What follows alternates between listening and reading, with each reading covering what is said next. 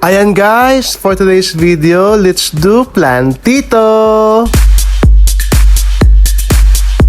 Ayan, umpisahan natin yan sa paggawa ng mga pot. Mag-recycle tayo ng mga bote ng Coke. Pipinturahan lang natin yan ng color white, purity, you know? Haha. Actually white kasi simple lang, malinis tingnan at saka class. Alam mo yon? Pero sa totoo lang guys, ito na yung finished product ko.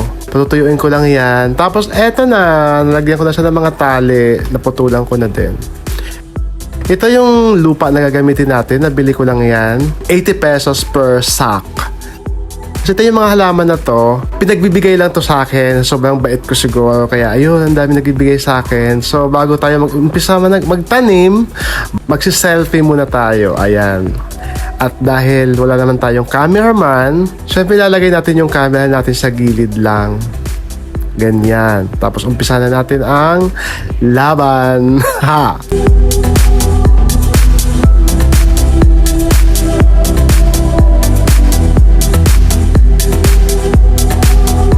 Halo-halong halaman to guys. Actually, hindi ko alam kung anong mga halaman ito dahil yun na nga, sabi ko nga kanina, mga bigay-bigay lang to guys. Kaya kung ano lang ang mabigay nila sa akin, yun lang tatanim ko. Basta maganda tingnan, okay na yan.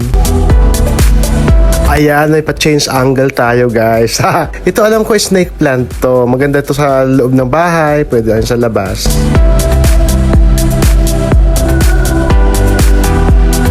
Ito guys, hindi ko alam kung anong tawag dito. I-research ko na lang.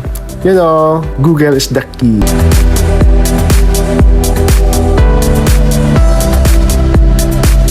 So ayan, nakaka-enjoy naman talaga guys magtanim dahil nakaka-relax siya. Hindi siya nakakapagod. At saka hindi ako natatakot humawak ng lupa. Hello, galing tayo sa lupa at magbabalik sa lupa. Amen to that.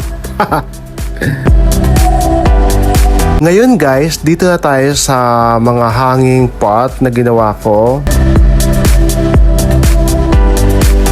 Ang maganda kasi dito guys, na boost mo din yung creativity mo. Kasi syempre, pag nagtanim ka naman ng halaman, hindi basta yung tanim ka lang ng tanim. Kailangan mo pa din pagandahin. Tapos ito na guys yung output ko. Ayan.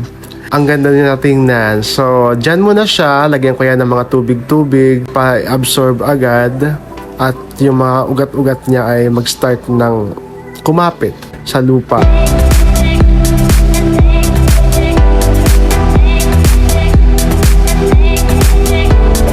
Ang tanging wish ko lang, sana dumami pa ang mga halaman namin.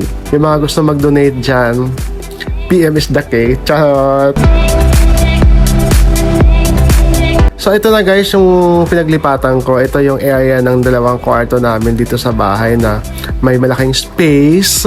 Yan yung magiging mini garden namin dito.